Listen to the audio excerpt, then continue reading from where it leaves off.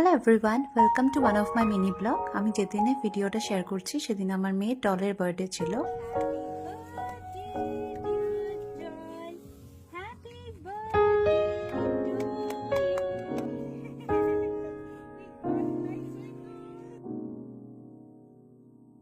এবার আমরা ওর birthday celebrate করতে একটা রিসর্টে গিয়েছি ব্যাঙ্গালোরের কানাকপুরা রোডে।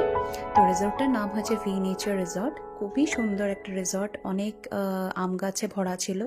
আর এই সিজনে কেউ ভিজিট করলে তো দারুণ আম পাবে, অনেক আম পড়ে থাকে নিচের মধ্যে, প্লাস অনেক আম ধরে রয়েছে গাছের মধ্যে। খুবই সুন্দর একটা দৃশ্য, আর আমরা দারুণ এনজয় করেছি। এবার আমরা ভেবেছিলাম যে ডবলের বার্থডেটা আমরা একটু অন্যভাবে সেলিব্রেট করব।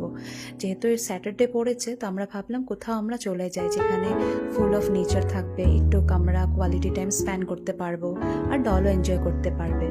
তো দারুণ ওয়েদারও ছিল, এমন গরমটাও ছিল না সেদিন। তো আমরা খুব এনজয় করেছি, ডলও অনেক এনজয় করেছে। আর বাচ্চাদের জন্য অনেক রকমের খেলার অ্যাক্টিভিটিস ছিল, তো আমরা ডলের সাথে মিলে খেলেছি, ভালো একটা টাইম স্পেন্ড হয়েছে।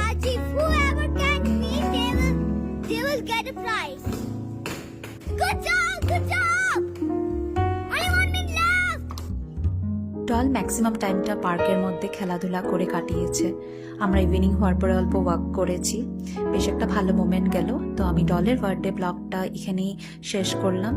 কেমন লাগলো একটু জানাবেন, আশা করি সবার ভালো লেগেছে। Thank you.